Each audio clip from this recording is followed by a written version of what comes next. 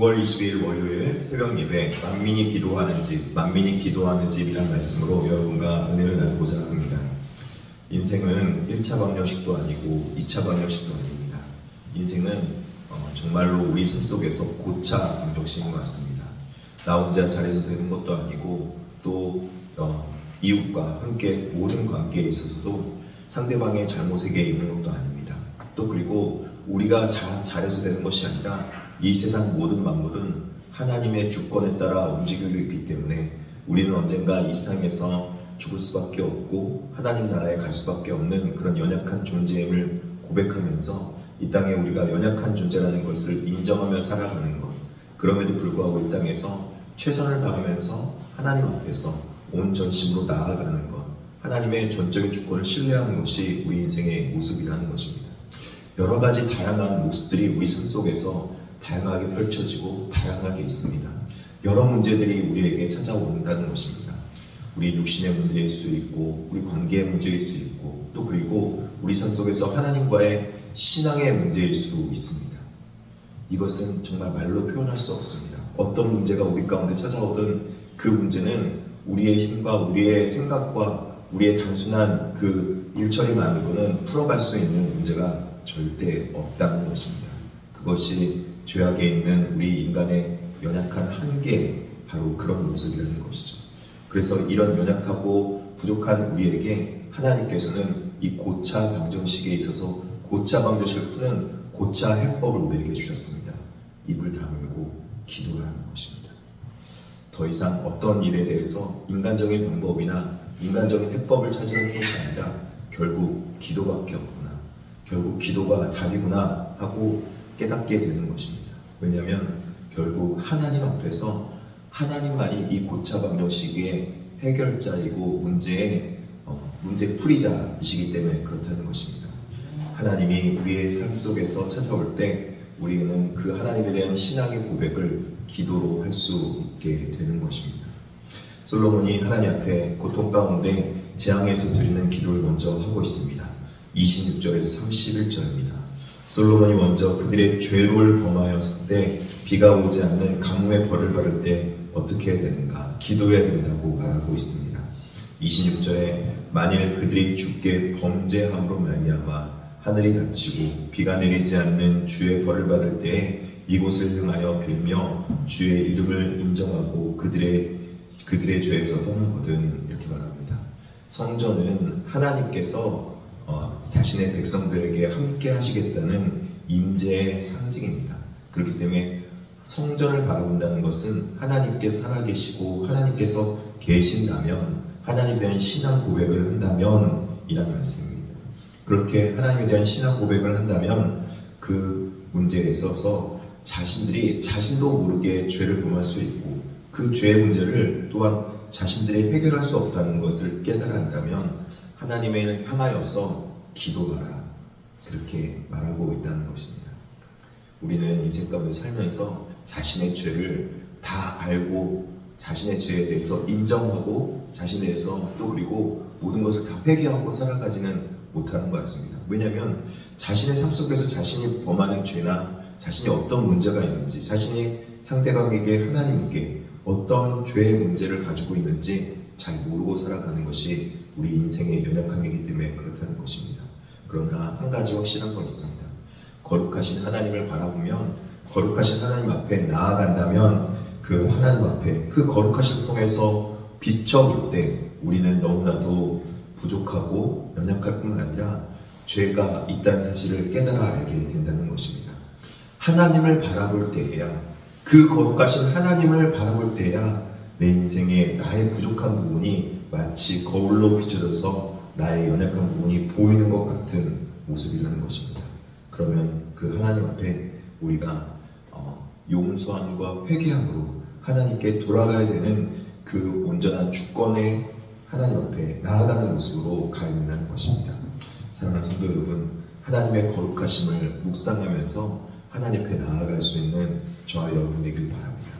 하나님은 지금도 완전하시며 완벽하게 거룩하시며 그분은 오늘날 우리에게 우리의 모든 죄의 문제를 해결할 수 있는 가장 고차 방정식의 해법자이시라는 것입니다. 두 번째는 이방인을 위한 기도입니다. 6장 32절부터 33절인데 32절에 말씀하고 있습니다. 주의 백성 이스라엘에 속하지 않은 이방인에 대하여도 그들이 주의 큰 이름과 능한 손과 펴신 팔을 위하여 먼 지방에 와서 이 성전을 향하여 기도하거든. 이렇게 말합니다. 이스라엘 백성들은 자신이 선택받은 백성이라고 선민의식이 굉장히 강했습니다. 자부심이 강했다는 것이죠. 그렇기 때문에 그들이 갖고 있는 하나님에 대한 신앙이 굳건했지만 반면에 그 신앙이 굳건한 반면에 다른 이방 백성에 대해서도 굉장히 배타적이고 받아들이려 하지 않은 그런 약간 교만한 태도였습니다. 이런 교만한 태도에서 하나님께서 낮추시기 위해서 하나님께서 이방인에 대해서도 하나님이시다라는 것을 말씀해 주고 있습니다. 온 인류의 주권자가 하나님이심을 말씀하고 있는 것이죠. 이방인도 하나님 앞에 나와서 기도하고 구한다면은 그들의 기도도 하나님께서 들으시고 능히 응답하시는 모든 만민의 하나님이 우리 주 여호와 하나님이시다. 그렇게 말씀하고 있는 것입니다. 이 하나님 앞에 하나님이 계시기 때문에 우리는 이스라엘 백성이 아님에도 그 하나님 앞에 나아가서 기도할 수 있고 또 그리고 우리가 부족하고 우리가 때로는 태생적으로 연약한 모습을 가지고 있을지라도 우리가 어떻게 할 수 없은 우리의 그 태생적인 그 부족한 부분이 있을지라도 하나님께서는 그 모든 기도를 들으시고 응답하시는 하나님이시라는 것을 여러분 믿고 신뢰할 수 있기를 바랍니다. 하나님은 정말 만민의 주님이시며 온 땅의 주님이심을 고백하는 것. 그렇기 때문에 우리는 하나님 앞에 어떤 상황에도 어떤 환경에도 기도할 수 있습니다. 이 만민이 기도하는 집이라는 것은 하나님 앞에 이방 백성도 나와서 기도할 수 있다는 것입니다.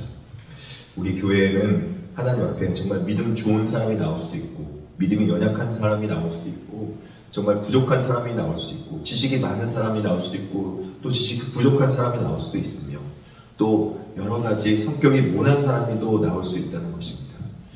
그들의 기도도 하나님께서 들으시고 응답하실 수 있습니다. 저는 다시 한번 깨닫습니다. 목회자가 성도를 사랑하는 마음은 어떤 상황에서든지 사랑해야 된다. 어떤 모습에서든지 사랑해야 된다. 아무리 부족하고 아무리 연약하고 아무리 어떤 모습이 성도로서 옳아 보이지 않더라도 그 영혼이 하나님 앞에 부름받은 자라면 내가 섬겨야 될 자라. 어떻게든지 그를 위해서 기도하고 그를 위해서 간구해야 되겠다. 여러분 사랑하는 성도 여러분, 어떤 모습이든지 우리가 하나님 앞에 이런 모습이 있다면 우리 교회는 하나님 앞에서 정말 만민이 기도하는 집이 온전히 될 줄 믿습니다. 포로된 자들을 위한 기도입니다. 36절 39절입니다. 이제 완벽하게 회개하고 돌아오는 그 회개에 대해서 회개하지 못하고 완고하게 버티던 이스라엘 백성들이 바벨론 포로로까지 끌려갔던 적이 있습니다. 그래서 그 포로로 끌려가서도 모든 것이 다 무너지고 모든 것이 다 황폐해졌다고 생각하는 그때에도 하나님께서는 그러면 그때의 기도를 하나님께서는 들으시는가? 하나님은 모든 것이 끝났다고 생각하는 그때에도 그 기도를 하나님께서 응답하셔서 모든 걸 회복할 수 있는 하나님이심을 여러분 믿으시길 바라겠습니다. 내 생각에는 우리 생각에는 하나님께서 이스라엘을 다 패망시키고 예루살렘에 하나님의 살아계신 성전이 있었던 그곳마저도 성전이 파괴되는 그런 놀라운 일을 겪게 되었는데 그것은 이스라엘 백성들이 이제 모든 것이 끝났구나, 하나님을 섬기는 자들이 이렇게 망할 수도 있구나 하고 생각하는 그 상황에서도 모든 것이 망한 것이 아니라 그때 하나님께서 다시 일하기 시작하면서 70년 만에 하나님의 백성들을 다시 돌이키고 회복시키셨다는 것입니다. 솔로몬은 앞으로 그 먼 이후에 있었던 있을 일마저도 다 하나님 앞에 깨달아 알고 모든 것이 끝났다고 생각하는 그때에도 기도할 때 용서하시며 회복시키시는 하나님이 계시다는 것을 미리 예언적으로 선포하고 있다는 것입니다. 사랑하는 성도 여러분, 저는 여러분의 삶의 상황이 어떤지 잘 정확하게 모릅니다.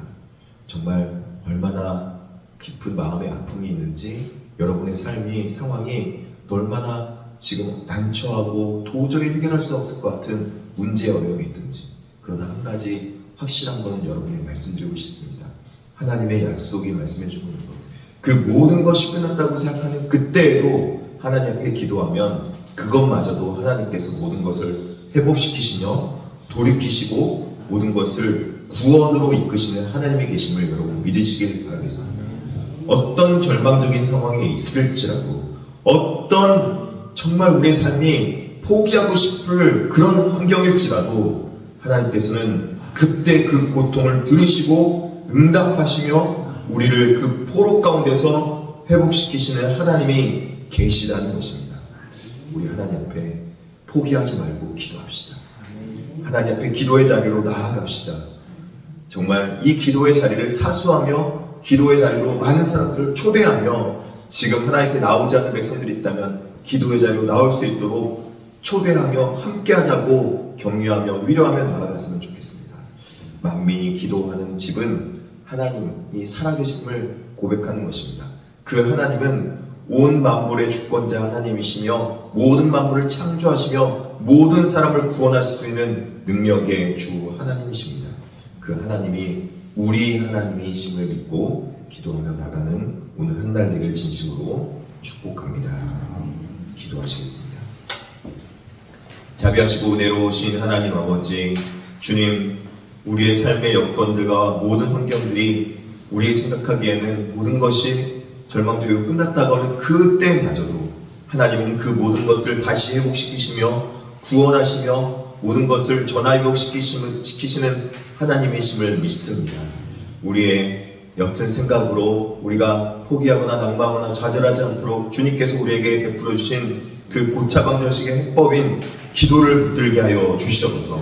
기도는 하나님에 대한 신앙의 고백이며 살아계신 하나님이 능력자이시며 살아계신 하나님이 모든 문제 해결자이심을 고백하는 신앙의 고백 행위임을 믿습니다.